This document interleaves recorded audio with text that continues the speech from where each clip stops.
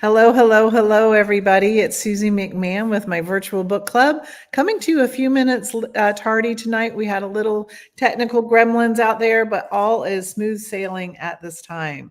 I just wanted to introduce our guests and my group expert. Melissa is my group expert, back helping me this evening with our featured author, Joseph McGill. And I can never do the right arrow pointing on this reverse screen. His comrade and friend, Herb Frazier.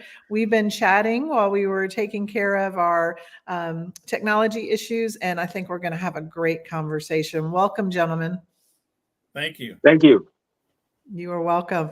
I'm going to start us off real quickly with doing the introduction to the bio on the back. And just a note to the virtual book club members watching tonight, please let me know where you're watching from. It's always great for everyone to know what kind of band we have and what kind of participation we're having throughout the country. So tonight, Joseph McGill Jr. is the History and Culture Coordinator for Magnolia Plantation Gardens in Charleston, South Carolina, and the founder of the Slave Dwelling Project. Previously, he was a field officer for the National Trust for Historic Preservation. He is a former executive director of the African American Museum in Cedar Rapids, Iowa, and the former director of history and culture at the Penn Center on St. Helena Island, just down the road, South Carolina. McGill has also served as a park ranger at Fort Sumter National Monument in Charleston, and it's an honor for you to be with us tonight, Joe. Are you in South Carolina right now at home? Yes, I am. I'm in my home office, Ladson, South Carolina. Wonderful, wonderful. Welcome, welcome. And I have Melissa that's going to go ahead and read Herb's. I keep trying to say Herb, but it's Herb. No, it's Herb. Mr. Frazier. Let's get it, Melissa. Herb. Read it. Herb, let's do it. Good evening. Bio. Thank you. Yes, good evening, everybody. It is with great pleasure that I introduce Herb Frazier. He is the special project editor at the Charleston City Paper. He is the author of Behind God's Back, Gullah Memories, co-author of We Are Charleston, Tragedy and Triumph at Mother Emanuel with Marjorie Wentworth and Dr. Bernard Powers Jr., and co-editor of Ukulele, Searching for Healing and Truth. South Carolina writers and poets explore American racism with the late Horace Mungan. Frazier edited and reported for 5 daily newspapers in the South and led journalism workshops in Africa and Central America. And after reading Ukulele, I was prompted to write a poem called Truth. Welcome, Herb, and welcome, Joe. Hello. Hello, hello, everyone. So we do have someone watching from Fripp Island, South Carolina so far, and also Texas. Welcome, everybody. So I just wanted to start off, and you have Joe answer first. What gave you the spark to write this incredible work, discussing your time, spending time along with the Slave Dwelling Project? Was the book first or was the project first? And what inspired you to write the book, Joe? Well, the project was first because the ancestors were first. They were my inspiration. And the knowledge I had of them the knowledge that I did not have of them really sparked it because of what the state of South Carolina was lacking in the education that they gave me of the history of this state. And what I learned about the history of this nation gave me the inspiration. But as far as the book is concerned, I've been at this thing now for 14 years. And 10 years in, I got a little anxious, and then Herb Frazier entered the scene, or he was already on the scene, but I just asked him to do more. And that more is the book. Fantastic. And Herb, how did you find out about his work? Were you involved from the beginning, or did you just start hearing about it and writing about it? Tell me your connection with Joe. Well, I first met Joe in about 1997. I was working for the Post and Courier here in Charleston. I'm a journalist. I've been working with newspapers since the early 70s. So you see how I told my age, all this white hair and this gray beard. And so at that time, I was working for the Post and Courier, and I was also president of an organization called the South Carolina Coastal Association of Black Journalists. At that time, we were affiliated with the National Association of Black Journalists, NABJ, based in Washington. And we were having a regional conference. And in the late 90s, Joe was then and still is a Civil War reenactor. And we wanted to show our visiting journalists a little bit of Charleston culture, Gullah Geechee culture, and also Civil War culture to show that that Black men fought in the Civil War to end slavery. And so Joe donned his Civil War uniform and met us on Fort Sumter at night, and he was standing in front of a campfire portraying a Civil War soldier.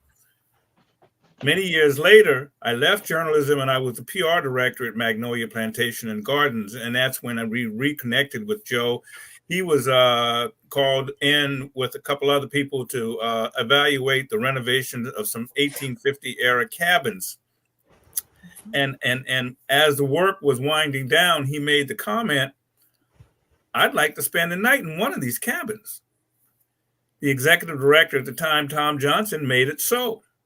And that was the beginning. Mother's Day weekend 2010, that was Joe's first cabin stay, first night in a former slave dwelling. And I helped him in the beginning write some press releases to get the word out. But eventually, his work is so unique, the media began to catch on and he didn't need my help anymore. As Joe mentioned, 10 years into his project, he wanted to sort of document what he had been doing because he'd been to 150 sites and spent more than 250 nights in slave dwellings in 25 states in the District of Columbia. And that's a great body of work that needed to be brought together in the book that you just showed the audience. And I had not done nearly as many cabin stays with him. But what I bring to the project is my ability as a journalist. I traveled to West Africa and the Caribbean writing about our ancestors' contributions to South Carolina and America. So the book was released in 2023, June 2023, and we worked on it for about 2.5 years, and so we're very proud of it. And I thank Joe all the time for allowing me to help him tell his incredible story in the book. It's fantastic. Well, Joe, I ran across your slave dwelling project when you were doing lives during, it seemed like right after, during COVID, the lockdown. It just seemed like it came into my Facebook stream, and I was watching and was totally intrigued by everything that you were doing and the awareness and how far and wide your live streams were being received. And I think that's what's great about technology these days, is that you never know who you can reach when something's stored out here on the internet somewhere. Melissa, do you have a question for Joe or Herb to kick us off? I do. Well, and I have to thank you, Susie, because from you seeing those lives, you told me about the work that Joe was doing. And so then I was able to go take a tour at the Magnolia Plantation and Gardens. So that it's just nice to have all of these connections and intersections. Herb had mentioned a conference, so I know that you all are just fresh off a conference. Can you share one takeaway from that conference? Yeah. One, it's going to be difficult, but here, I'll give it a go. Well, it was in a northern state.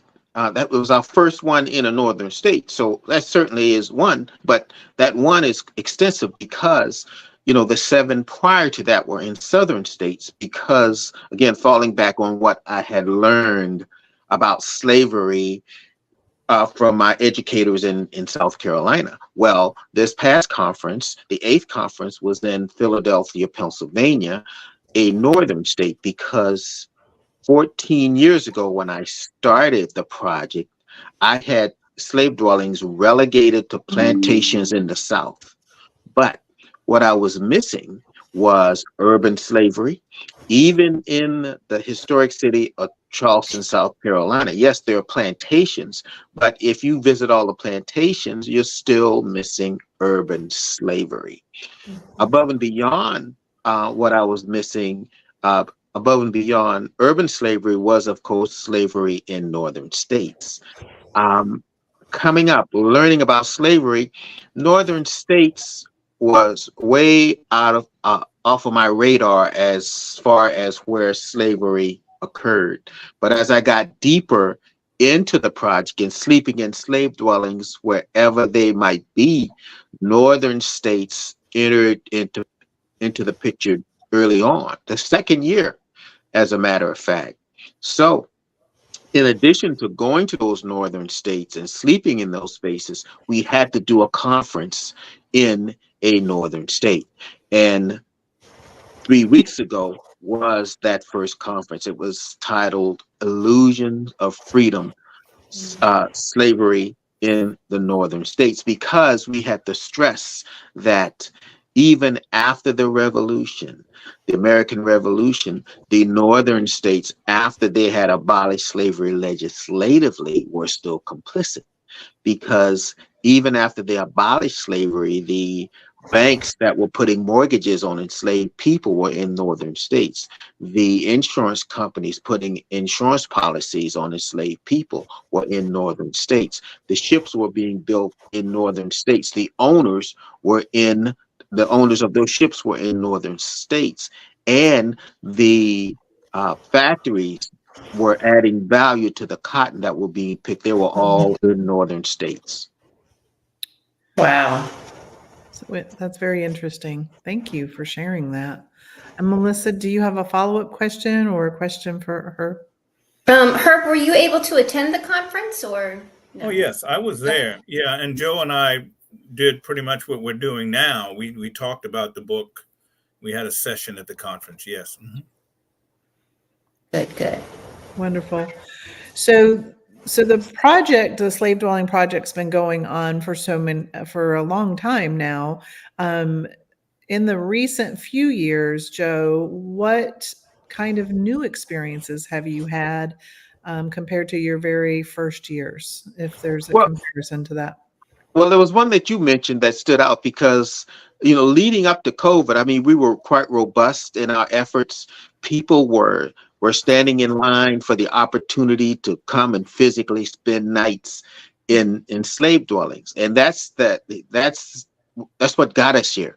That simple act of sleeping in slave dwellings. And folks were anxiously doing that. So having to come to a full stop and reassess, it actually was a blessing of sorts, because that's when, as you stated, the technology was utilized. That's when those lives were important to the slave dwelling project, because for the local sites that the slave dwelling project had already established a relationship with, the Magnolia Plantation where I had my first stay, the Hayward Washington House, the Aiken Red House, all I requested of them was to come there alone in the space, sleep in the space, but transmit from the space, through Facebook Live, and that's how we met. So that was an eye opener for me. In addition to that, in this evolution that we are now, we also, above and beyond the sleepovers, is something else that Herb just participated in this past weekend. We were in Pensacola, Florida. And in addition to having a book talk, we also had a campfire conversation and a sleepover at the site. Sleepovers are becoming more rare now because the campfire conversations are now becoming more important. Because in the campfire conversations, we talk about slavery and the legacy that is left on this nation. Now, legacy might sound like a pretty word, but in this legacy that slavery left, there's a lot of ugliness involved. We talk about those things around the campfire. We talk about white supremacy, white privilege. And of course, being in Florida this past weekend in Pensacola, we had to talk about the current political climate because it was uttered by, Ron DeSantis, here's where woke comes to die. If you really want to define the effort against critical race theory, the anti-critical race theory, the anti-woke, the anti-DEI, Florida is ground zero for all that. So that's where we were this past weekend. So this project has, in addition, the sleepover component, we also have that conversation component to us. Of course, we talked about the conference. Another element of what we do is, living history. We bring living historians to sites, and we research some of the enslaved ancestors who may have been on that site. And we, through living history, give those individuals voices. That's wonderful. It takes different lives of its own. And it's, you started one thing, then you have the book, and now you have the conversations by the campfire, which I would think were very therapeutic. Are they primarily one race, or is it a combination in those conversations? It's better if it's a combination thereof. It's open to all. Will come one, come all. Yeah. I had to make a very important decision very early on, the second year that the second year the project was in place. And that decision I had to make was, up until the time I was asked the question by a white potential participant, the only people up to that point spending time in the space with me and actually getting that opportunity to spend the night were Black folks. Well, he put the question to me if he could, join us that night. And I hesitated when he first asked, but I said yes. And I'm glad I said yes, because otherwise, I would just be preaching to the choir. So the short answer to your question is come one, come all. And I would say overall, all the years we've been doing this, I would say the audiences have been about 50-50, Black, white, and within those, the demographics vary. We've had a young baby, 6 months old. We've had people as old as 90 plus, sleep in these places with me. Wonderful. Amazing community that you're growing or building over all these years. You must have a tremendous following and a lot of good relationships that probably have grown out of your work, Joe. That's admirable. Thank you for that. Melissa has, in her few years that we've known each other, has developed quite a poetic flair. And when she has the energy or the thought or something that she needs to process, she has a gifted talent where she's able to create some poetry. And she wrote a poem just for tonight. And I wanted Melissa to come off mute there and explain how you want to introduce it, and then share it with everyone watching and our two special guests tonight. Sure. Well, I took my first slave dwelling tour at Magnolia, October 25th, 2021. So it's interesting that the, words for the poem started bubbling up within the past week or so. To kind of formulate this poem. So I'll begin. With full knowledge, I descend from a slave-holding 6-time great-grandfather. The conductor of my journey on the matter of race said, "You are the one the ancestors have been waiting for." Touring a slave dwelling at Magnolia Plantation and Gardens on an October day. Only 4 remain of the time-weathered slave quarters situated on grassland at the edge of the woody swamp. No protection from the burning southern sun, no escape from the steamy, fetid marsh. Dependencies preserved to reveal the history of chattel slavery on a South Carolina plantation. Dwellings built by the hands of an enslaved out carpenter. A chimney rises, centered in a shingled, sagging slope roof. that sits atop a whitewashed, clapboard-sided cabin constructed in the 1850s.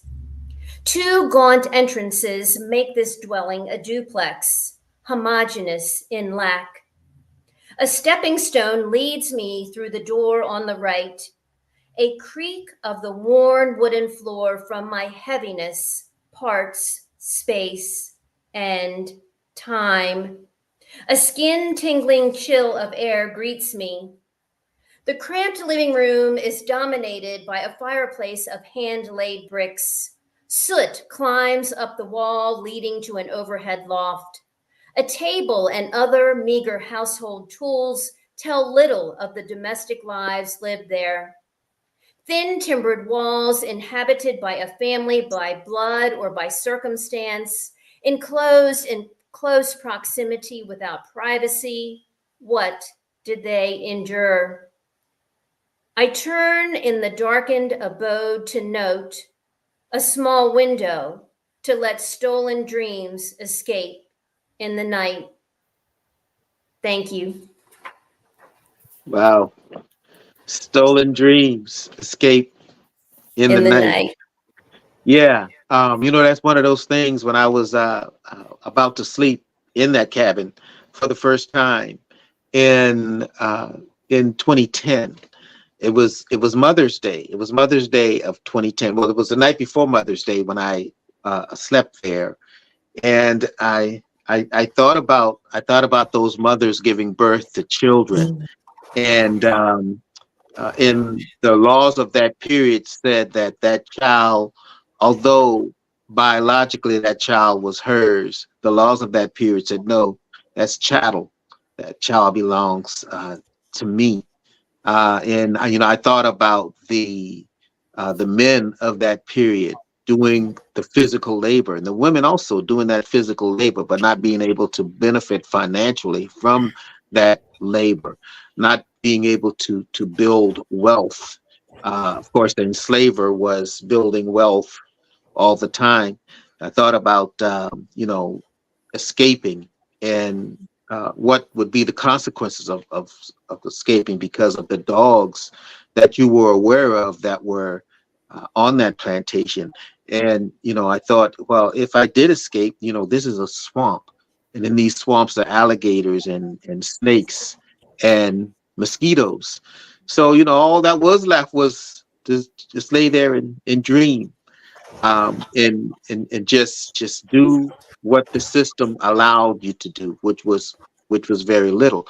But even within that system, there was still the enslaved people who were still human, and they made a life for themselves. And that's why what we do now in going from plantation to plantation is also offer as a component of what we do, the living history.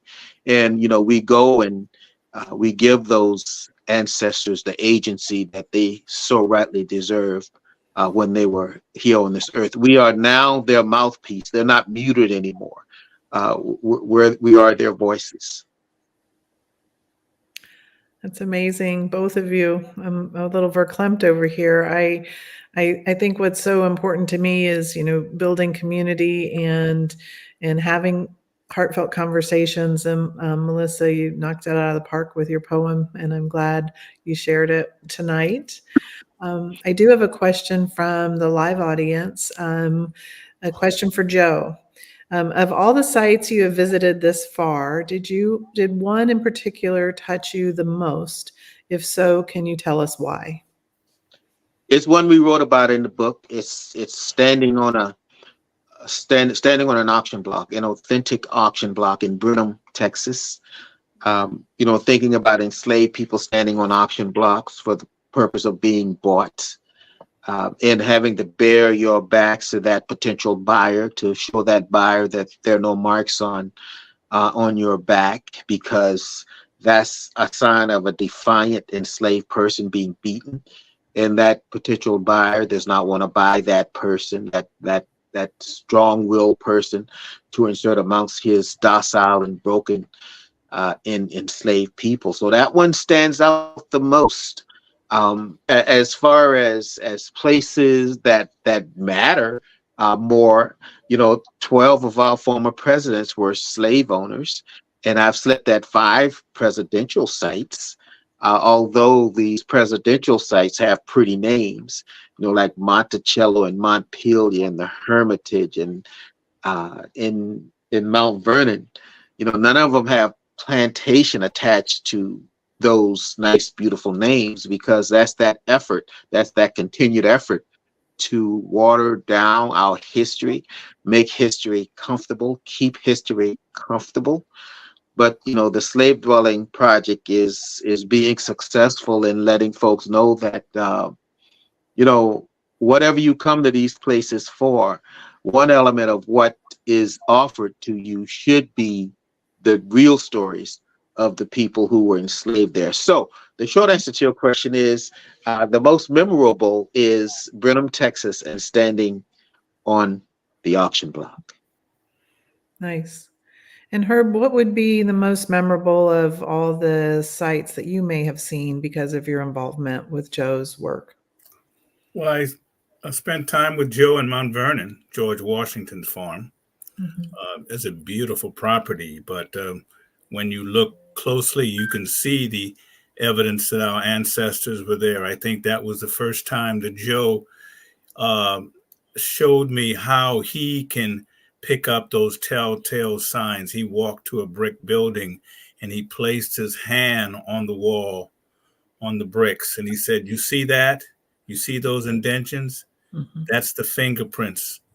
That's where, before the brick dried, those marks show where the enslaved person gripped the brick and turned it around, turned it over so it could dry in the sun, and they left their fingerprints in the brick."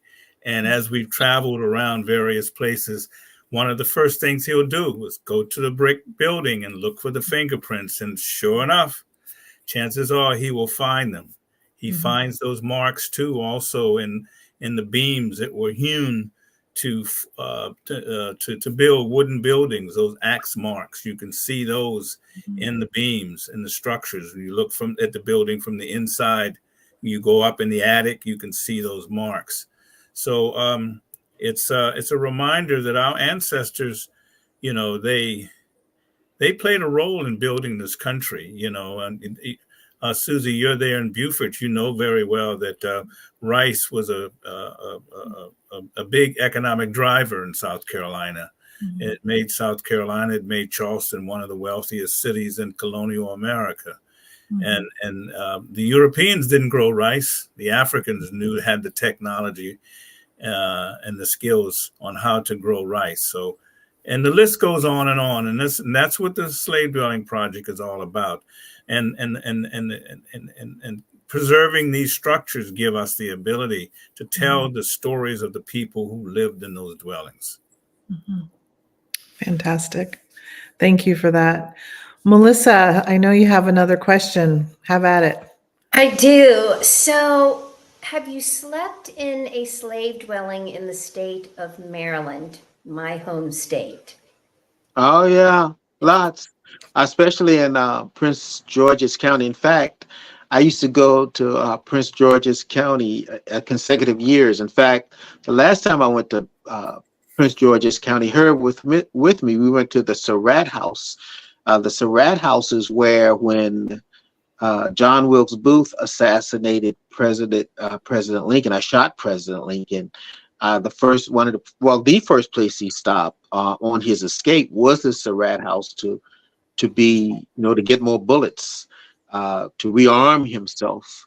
And Mrs. Surratt, who did indeed give him what he was looking for, was the first woman to be executed by the U.S. government for aiding and abetting. So yes, lots of places in Maryland. Let's see, historic St. Mary. I also stayed at Sodderly Plantation. The Duval Judge Duval, Supreme Court Justice, also in Prince George's County, Maryland, Mount Calvary, Annapolis. I've stayed in Annapolis, Maryland. So yeah, and Dorchester County. So Maryland is very high on the list. I've spent a lot of time in a lot of spaces in Maryland.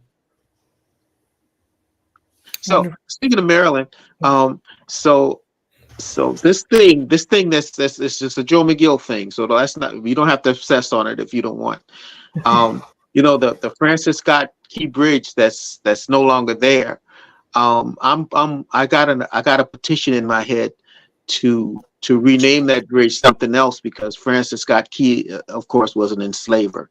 But that's just something in my head. I like your head. You think of very wonderful ideas and unique ways of approaching subject matter.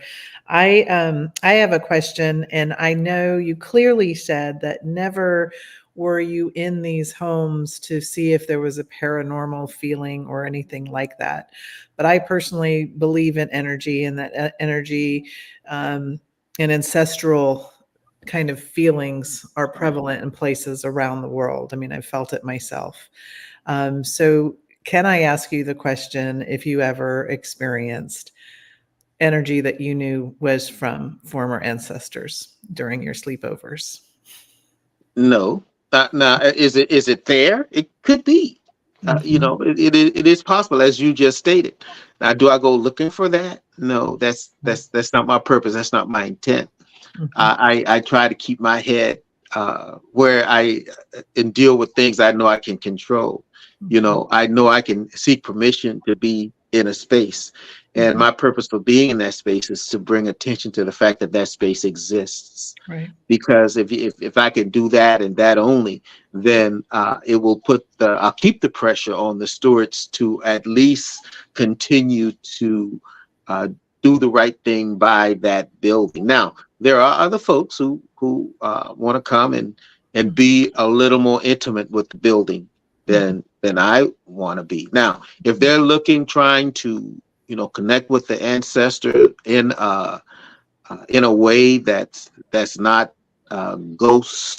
ghoulish, then I'm okay with that, because when I first started 14 years ago, I used to get a lot of calls from ghost hunters, because ghost hunting back then was more of a thing than it is now. We had the TV shows, everything. They came with the whole package.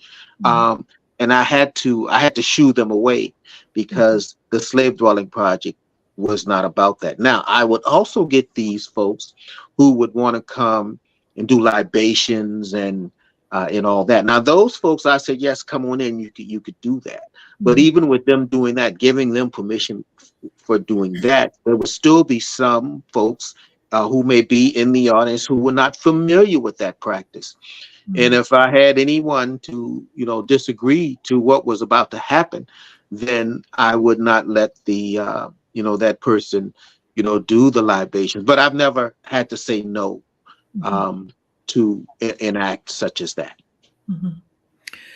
And what is next for you? You're continuing the Slave Dwelling Project. You're doing the fireside chats. Do you have any types of projects or events that you would like to share with our virtual book club community to let us know what's next for you? And also from Herb, I'd like to hear from both of you. Yeah, well, I'm gonna yield to Herb, because he and I are doing another program together. But I'll let him talk about that. Well, a couple of things I'd like to mention, but while we're on the book, after Joe saw his name on the cover of a book, where is it? Yeah, no, you can't. There it is. You said I got his name on the book. He had this adrenaline rush, and our publisher has surprised us with a new iteration of the book. The paperback version of the book will be coming out in January. Great. And they hired a couple academics, a couple people much smarter than we are. Oh. And they have written a study guide for the book. And this is some of the questions that will be in the book that will stimulate young minds to think about what they've read and to apply what they've read, these 19th century stories, and apply them into the 21st century. Joe mentioned that Florida is among many states that are trying to suppress the teaching of Black history. But when we've gone into schools and met school children at historic sites in Georgia and in Arkansas, for instance, we found that kids really, really want to know this history. They're not afraid of this history. It's more so the adults who are afraid of this history, because the history they think will make the kids uncomfortable. But then when our ancestors were enslaved, they were uncomfortable with their reality. But it's okay. That's okay. But 21st century, everybody wants to be comfortable. But now, what are we doing next? As I mentioned, Joe wants to do this again. And what we're going to do is, and we're researching now, we want to publish a book looking at the role that our ancestors played during the American Revolution. So we're researching and gathering all those stories about Black loyalists and Black patriots, those who fought on the side of the British and those who fought with the Continental Army. And our focus is going to be on South Carolina with an emphasis on Charleston. And we'll hope to have that out by 2026. Fantastic. 150th anniversary of the Revolution. Yeah. Fantastic. Congratulations. And I had some comments while you were talking about the study guide that actually this person that's watching is from Texas. And she said, that's great to hear about the study guide. I think that that's fantastic. That's a whole nother arm. And the fact that that is going to spark conversations and questions is moving in the definite right direction, in my opinion. Yes. So, Melissa, do you have I find it interesting that the person from Texas should comment, because isn't it Texas that kind of is the spearhead, the tip of the spear for what appears in history books? And that's a question. Mm-hmm. Yeah, for sure. I think that this person that wrote the comment is a friend of mine from Colorado originally, and she's moved down to Texas. So maybe she will respond to your question and I can read it to you. I think that just the work and the awareness, it's never ending. I mean, you just have so many different directions you can go in. How can people support your work financially? Yeah, there's a website, www.slavedwellingproject.org. That's www.slavedwellingproject.org. We are 501c3 organizations. We have a board of directors, and of course, there is a budget. We are also fee for service. When we go to places to do what we do, the living history, the campfire conversation, the host takes on those expenses, the travel, the hotel, the honorarium, the food. But there's never been a lot of hesitancy when folks call on us to do what we do, and we tell them what the prices are. There are a few organizations out there that can't do it, that can't afford it, but for the most part, we can. Now, I said that to say this: we just got a grant from South Carolina 250th, in excess of $100,000, about $130,000. Now, what that's going to allow us to do is fortify our living history program.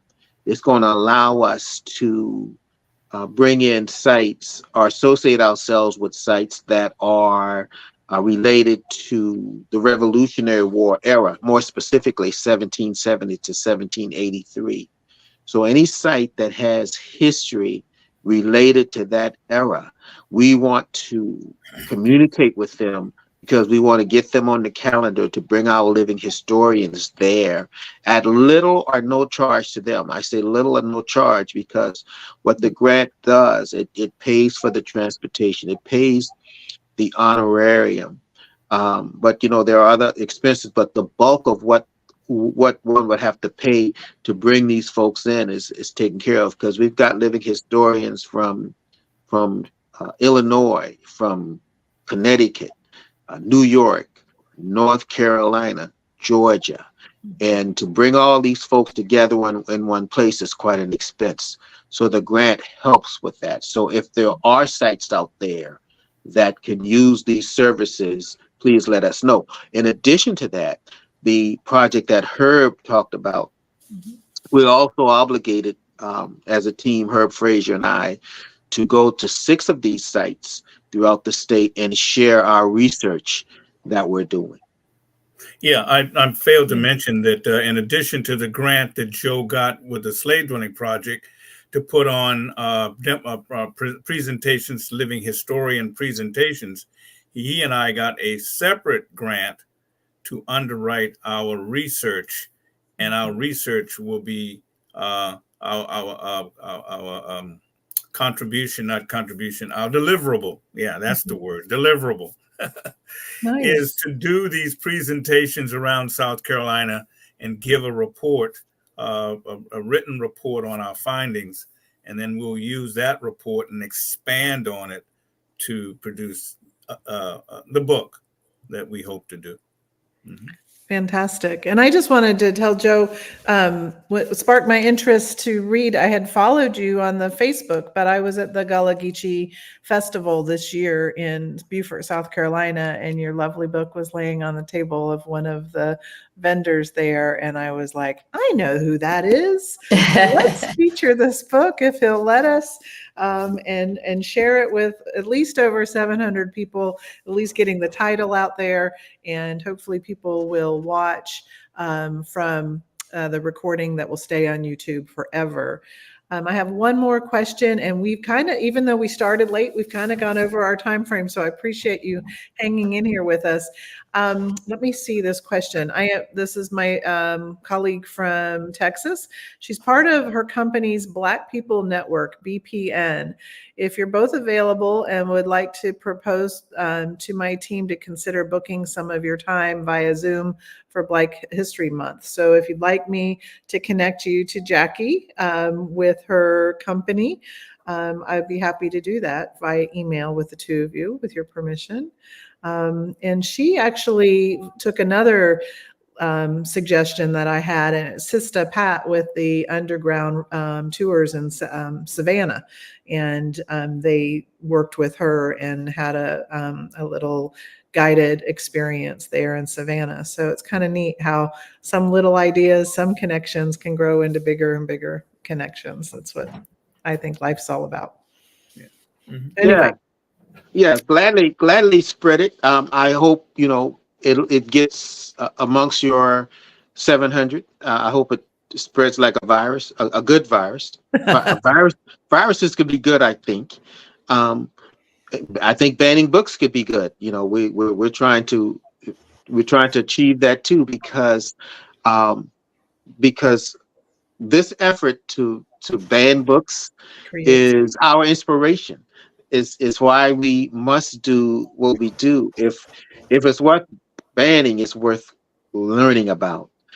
In my opinion, because otherwise, I think the slave dwelling project, all this effort would be in vain if people went out there pushing back against, what we do. So again, that's inspiration for me, for us.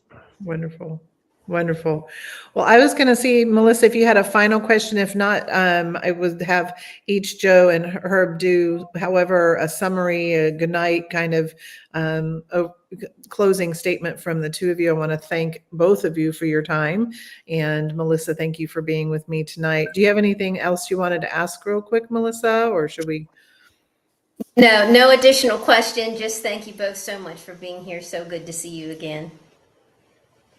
And Herb, if you'd like to make some closing remarks, and we'll let Joe have the last word. Sure, absolutely. Well, it was interesting that you mentioned the paranormal aspect of what he does. And I could have told you, and I normally say in our presentations that Joe he's not seen any ghosts, but we do believe that the ancestors have guided our work, because the morning after Joe spent that first night in a slave dwelling at Magnolia, Mother's Day weekend in 2010, he got up and he started walking the grounds at Magnolia. He didn't know where he was going. and he ended up in a cemetery. And many of the people who were buried there, they died. They were born enslaved, and some of them died enslaved, but many of them died as free people. And so since then, we believe that the ancestors have guided us in our research, and it's really helped to spread the word, not only of what Joe has been doing with the Slave Dwelling Project, but also to share and to lead us to some incredible stories that we have in the book. And we hope that they will continue to guide us as we move on to our next project. It's wonderful. Thank you so much, Herb. Mm-hmm. And Joe. Yeah. As we are in the process of putting together our 2025 calendar of events, figuring out the places that we will be going in the year of 2025. I want everybody who sees this or hear this to think about the slave dwelling nearest to you. Now, you might be in one of those states and you may say, well, I'm in Colorado. There's no slave dwellings here. Well, I want you to look at it another way. Just slow the process down and just Google slavery in Colorado, or just slavery and fill in the blank. And something's going to come up. Something's going to come up your way, and you're going to be surprised. For those of you who think there may not be, there is. If you think about Oregon, if you think about the Oregon Trail, the Lewis and Clark, had York with them, an enslaved man. If somewhere along that trail they slept, they napped, then that qualifies for what I'm looking for. If you're in California and you say, well, California was not a slave state. Well, California became a state in 1858. The first governor of California was an enslaver. And when you think about the 49ers, who's in the news right now for some of the wrong reasons, if you think about the 49ers in 1849, some of those 49ers took enslaved people with them to do the work that needed to be done, or the enslaved natives out there, to do that work. So think about it in that manner. So if indeed you think that you can use our services in 2025, then let's do that. Let's bring us out there. And also consider this. We're concentrating more now on the conversations, more so than the sleepovers. I still do the sleepovers, especially if it's a blockbuster opportunity. Like, this year, Herb Frazier and I got to sleep on the Amistad, the replica of the Amistad. Mm-hmm. So, we don't miss out on opportunities like that.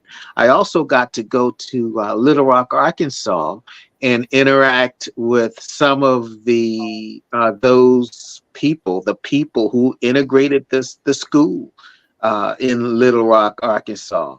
That national event that took place. So bring us just for the conversation. If you just want only that, if you want to have those conversations, those uncomfortable conversations, bring us in, and we could do that. But I also want you to think about what's happening in 2026. 2026 is the 250th anniversary of the American Revolution, and the Slave Dwelling Project is urging sites not to wait for 2026 to do that blockbuster event. I mean, do that. But leading up to that year, let's start now engaging your audience, letting your audience know that folks who shared my DNA were alive in that period also. Tell their stories. Moreover, we got to urge the Native American voices to be there. And I'm not talking about somebody who looks like me or somebody who's white telling that story. I'm talking about Native Americans telling their own stories. So we're encouraging all those things. So that's our future. Fantastic. And thank you for spending about almost an hour with us this evening with my virtual book club. And for those of you that have not yet read the book we featured this month, Sleeping with Ancestors, please pick up a copy and read it. You will take away a lot of nuggets of heartfelt moments and also painful moments. But the biggest piece I think that we're all learning from here is continue to talk and to continue to share and peel off the layers of the onion that have too long been closed shut. But with that, I just want to thank everyone. I'm going to sign us off tonight. I'll come on tomorrow in the group and tell you what book is next. And everyone have a happy Halloween. Thank you. Thank you. One second.